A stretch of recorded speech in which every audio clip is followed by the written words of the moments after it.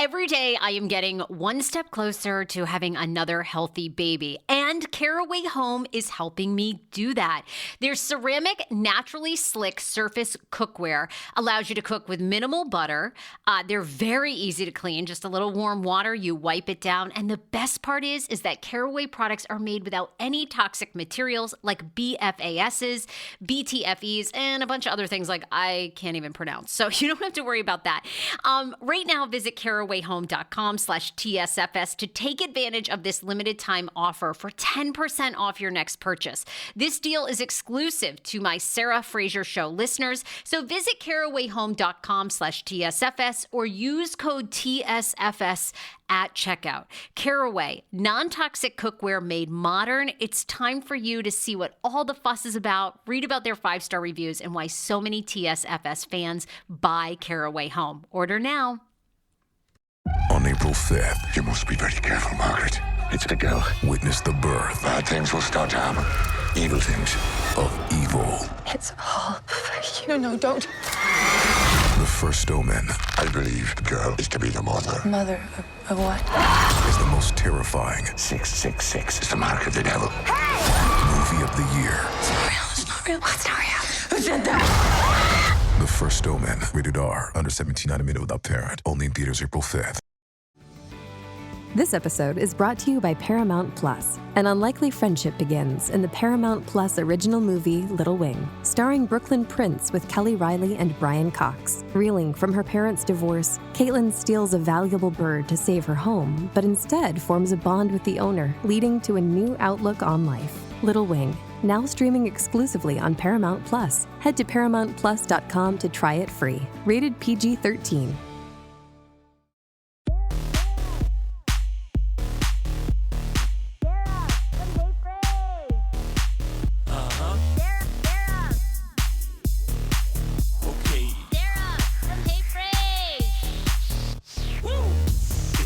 Who's going to see Justin Timberlake? That Tiny Desk concert, I can't get that off of my mind. There's so many good things on the internet this week, I'll tell you what. So many good things to dive deep into. That Oprah Winfrey Ozempic special, how'd y'all feel about that? This Nickelodeon, the dark side of kids' TV, I'm 10 minutes in, but I've got to do a whole thing on that. Insane. I was a little old for those shows. I didn't watch a lot of the iCarlys and what was the one that Drake Bell was on? I didn't, I watched a little, but I wasn't a diehard. I didn't grow up in the Hannah Montana, all that era. Just a scotch older. But there's a lot of interesting stuff on the internet going down this week.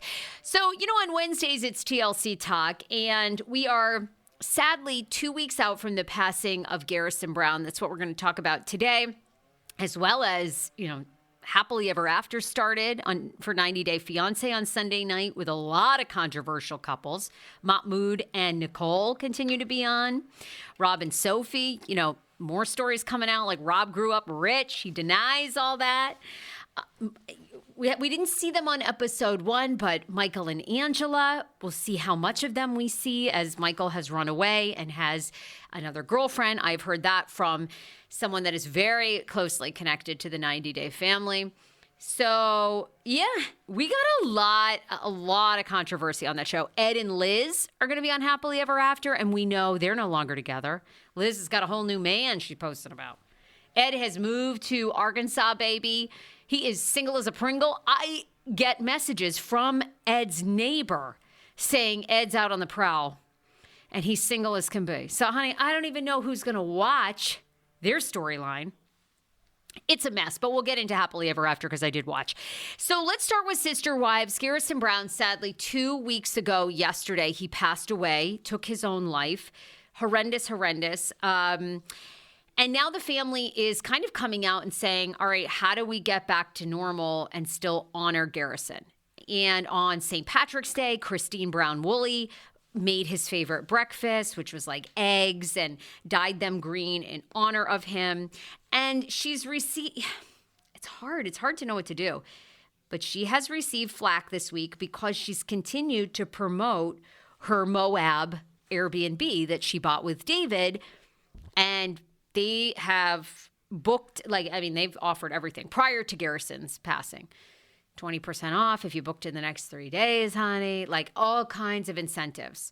They covered the walls with all things Sister Wives, news articles, including about Cody. People had issue with that. So they've been doing a lot to promote it, and now it seems they're back promoting it, and people have problems with that. So Christine wrote over the weekend, I made Garrison's favorite breakfast today, tinted green, obviously, for St. Patrick's Day. We're always going to remember and honor Garrison, no matter what life throws at us daily. It's such a difficult balance, embracing life and daily routines, like celebrating holidays and working while grieving. So, hey, I made his favorite for St. Patrick's Day. Hashtag breakfast, hashtag St. Patrick's Day, hashtag remember. And, she showed, making him a cream of wheat. And so it all tinted. Yeah, it was kind of a cream of wheat mix for the holiday. And then prior to that, she had posted about the Moab, Airbnb. And oh my God, she got destroyed to the point that now comments have been limited on the post. And then people were writing, can we all please acknowledge and respect that life still goes on, even while dealing with grief? Some people need to stay busy in order to move forward. For those saying it's too soon, just want to share my experience with grief. My mom died. Some people, she's gotten it left and right. The other person, Mary, came back on social media with her bestie, Jen. They do Fridays with Friends, and Mary addressed it from the start. You can go and watch it on her Instagram. But she essentially said, I'm not going to get into it. I've appreciated the incredible outpouring of support that I've received, all the prayers.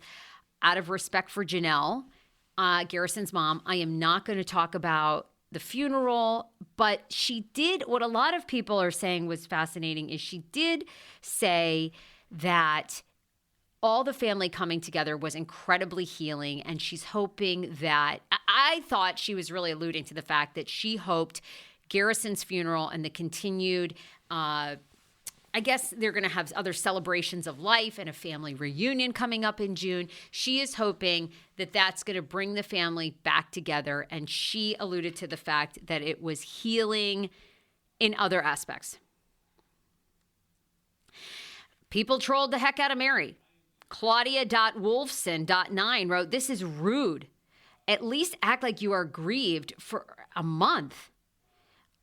Garrison's mother has a name, Janelle. Mary didn't say Janelle's name in the video. To me, that is so rude. I mean, she got trolled the shit out of this video. And prayers for your family. I, too, lost a son at 22 years old, so I know all of y'all's pain. Feel for you, and hugs.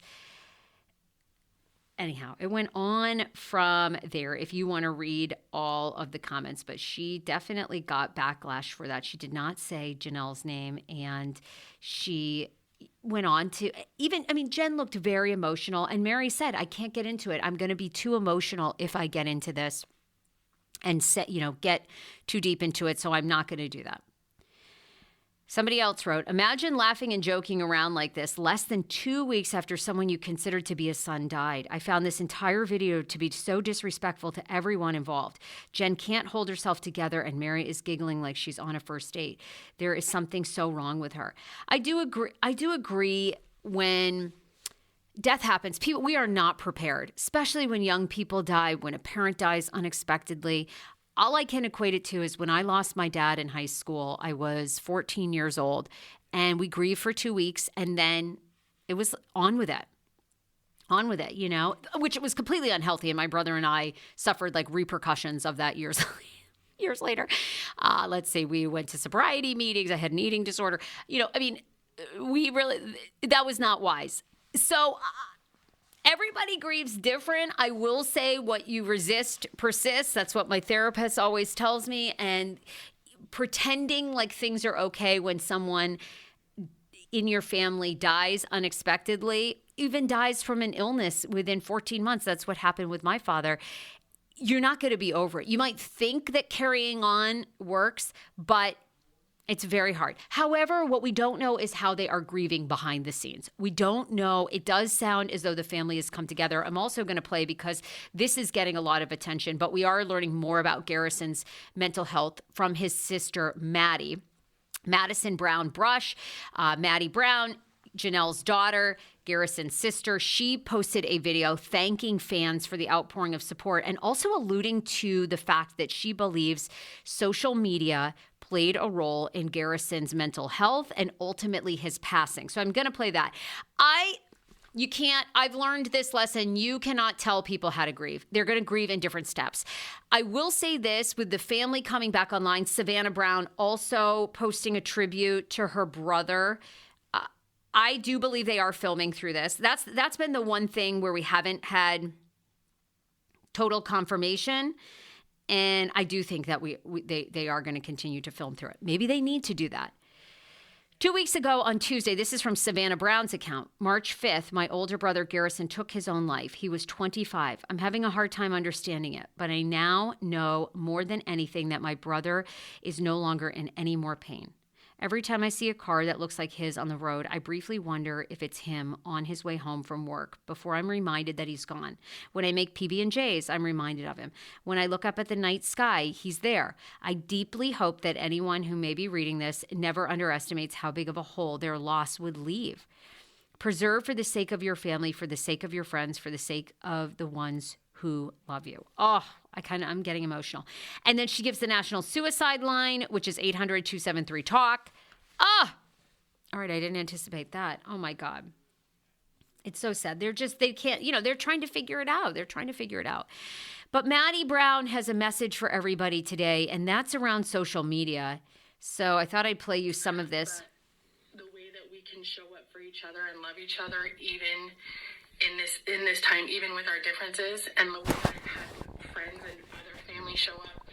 So if you're dealing with community, I would encourage you to get out and talk to people and get away from your screens and social media is not real, and get community with your family, your friends, your loved ones.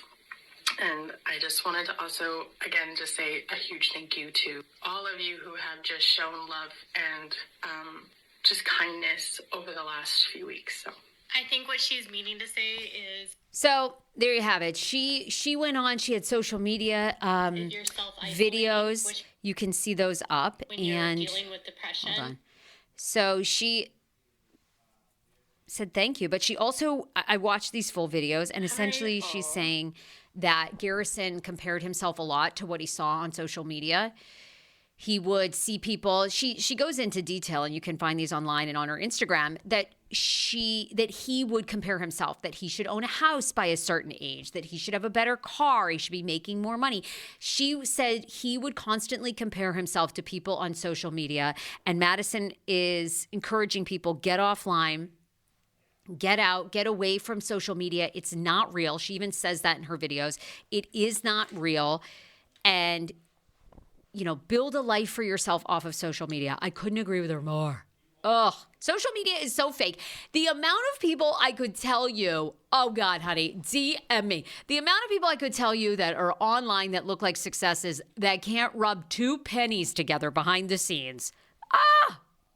And everything is fake. The cars they rent, the handbags they rent. You can now rent for $400 a month a high-end, this has been around for a while, luxury bags. So you look like, you're walking around with a brand new Gucci, a brand new Louis Vuitton. It's all on rent. Oh my God, it's so fake. And most of the people, I live in Los Angeles. A dump here is 1.1 million. Most of the people I know, young people, 40 and under, that own homes, the parents are on the deed. They can't even own the house outright. The parents co-own.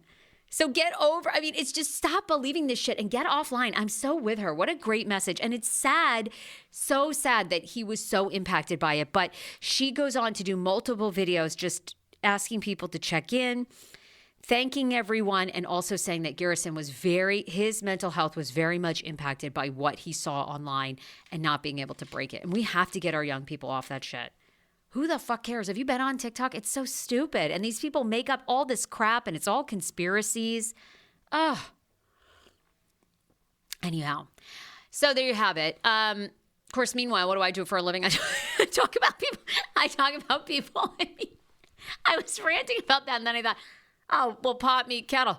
Anyway, you know what? Look, I've been doing it for a long time, and I do try to mix in shows that have some other meaning, for God's sakes. I've got a good, speaking of, I'll talk about this. I got a trans discussion coming up for someone, our transgender Gabe Pabon from 90 Day Fiancé, and then someone that detransitioned, a conversation around that. So I try to do meaning and then some escapism. But anyhow, all I'm saying is, even if my podcast is causing you mental health, turn it off. Turn it off. Oh.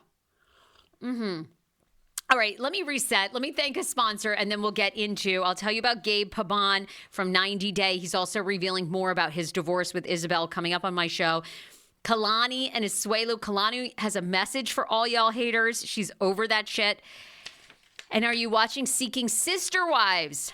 One of the couples on there has a third child, mysteriously. We'll talk about that. I want to thank Horizon Fibroids. 80% of women will have a fibroid by the age of 50. I just had a cousin who went for a pap smear and sonogram because she was having pelvic pain, and sure enough, they've discovered fibroids.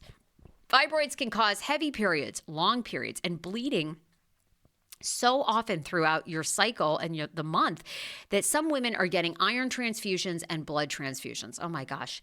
And a lot of women are scared to go to their OBGYN because they've been told the only way to get rid of fibroids is a hysterectomy. Not true.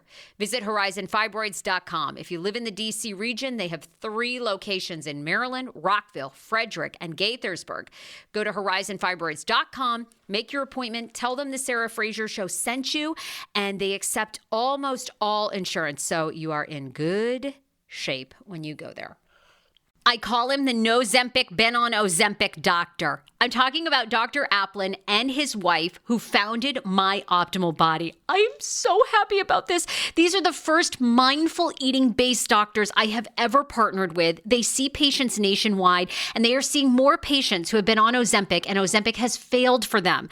What makes My Optimal Body so unique, and why am I endorsing them? It's because Dr. Applin actually looks at food additives, your addiction to food, your mental health. They do a whole look at you, including your gut health. Many of Dr. Applin's patients are working out, restricting their diets, and still gaining weight. Why is that? Because something's going on in your body and with your mind. Visit myoptimalbody.com to request an appointment. Be sure to tell them the Sarah Fraser Show sent you so you can qualify for a free personalized assessment, plus a bonus free 30-day supply of their gut repair product when you sign up for a customized plan. Again, that's myoptimalbody.com to request an appointment.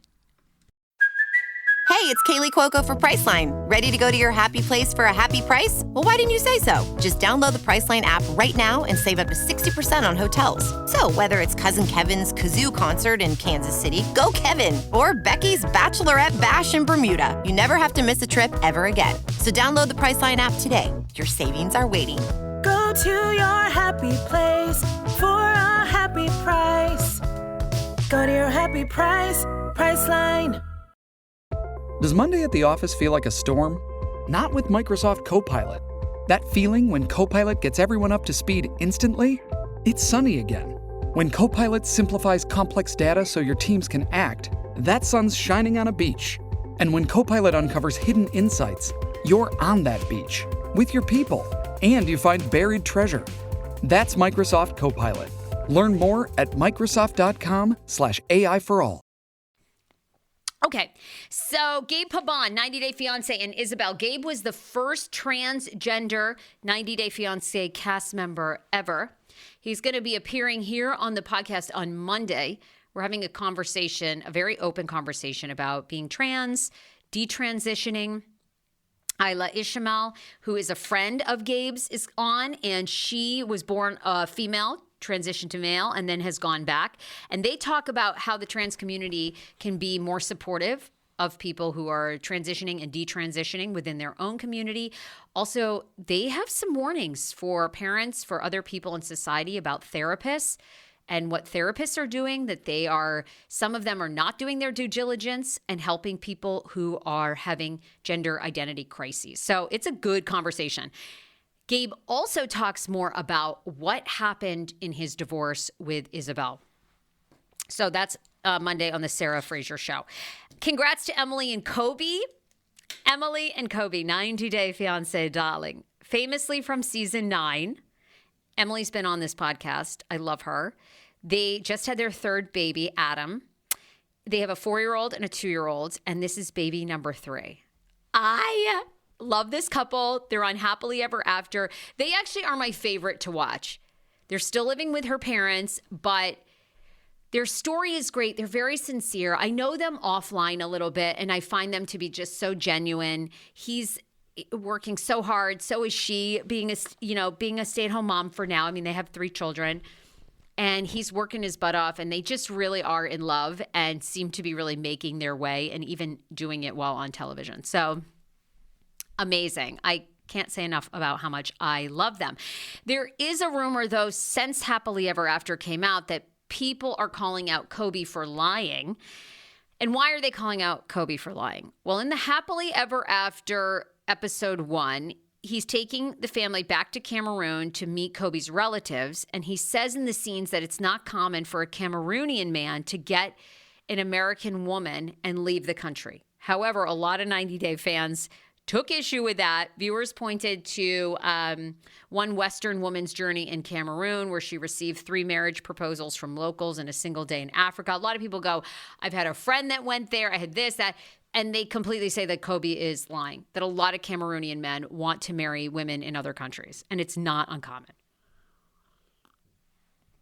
I don't know. I don't think that's exactly a lie. I mean, maybe he's just saying I thought he was saying for his family on the episode. That's kind of what I thought. If you're wondering on Happily Ever After why we're still seeing Nicole and Mahmoud, it appears that TLC has decided to keep Mahmoud and Nicole on the show, but they're cutting them from a lot of promos. Now, why would they cut them from the show? Nicole and Mahmoud featured in the first episode. He's from Egypt. She lives here in LA. He was recently arrested this year for a domestic violence incident for physically putting his hands on her. Bailed out of jail, waiting on a continued court date. We have not crickets from them. So we will see how everything plays out, but they do remain on the show. So Mahmoud has been arrested. We also even see like them. So a lot of people are like, why are they still on the show? Why are they still on the show? Why haven't they been cut completely? So far, TLC has not answered that. I mean, it's going to be wild when we get to the tell-alls for them. I mean, are these two going to sit down in the same room together after he was arrested for allegedly beating her up? Mahmoud was arrested February 21st of this year at 1:30 a.m. He was booked a little more than an hour later. The same evening, his $20K bail was quickly taken care of by a friend of his. No problem, honey. I got $20K. Wow. His court date is set for mid-March. Okay, so it should be any time now. He would have to present himself to court, even if Nicole didn't press charges, because with these cases, the district attorney always has the option to pursue the case, even if the partner or woman or victim does not want to. So a lot of people outraged to see them, but as of now, they are still on the show. And we'll see how things play out. The people I was referencing are the Merryfields, who allegedly have a 3rd child. Are you watching Seeking Sister Wife? It's so good. I watched last season. I haven't jumped on the bandwagon because I've been busy covering everything else. However, a lot of people that watch Sister Wives love to watch Seeking Sister Wife. And the Merryfields reportedly have a 3rd child. They had the baby in 2023, and it's a little girl. How do we know this? Danielle and Garrick. Oh, my God. Is Garrick not a trip? They're both trips. They're both trips. Of course, fans have been busy on Reddit getting evidence to support that they gave birth to a 3rd child in 2023. Now, rumors began to swirl when Danielle being pregnant again after she began a lengthy social media hiatus in January of last year. That hiatus lasted exactly 8 months as Danielle returned to Instagram with a post on September 3rd. There were multiple reports of local spottings of Danielle with a baby bump during this time, but none of those reports were backed up by photos.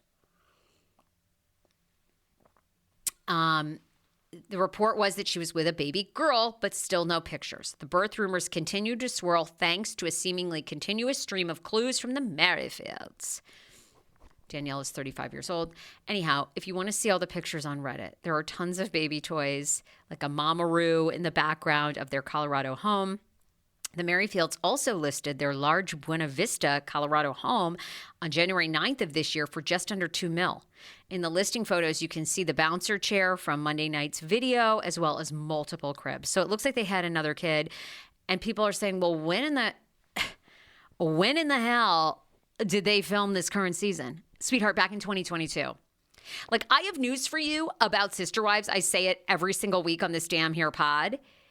Is Sister Wives season 19 and 20. Now, I'm sure things are going to change because they're picking cameras back up in light of everything that's happened. But Sister Wives season 19 and 20, a lot of it has already been filmed. We know this from Christine herself, who's done interviews, who said, you're getting a season 19, you're getting a season 20.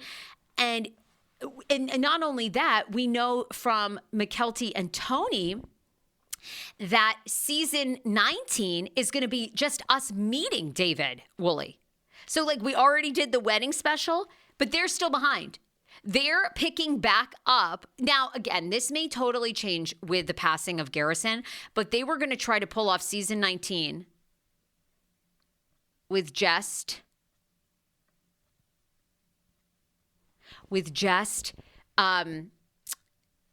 meeting David Woolley. And then their engagement and everything else.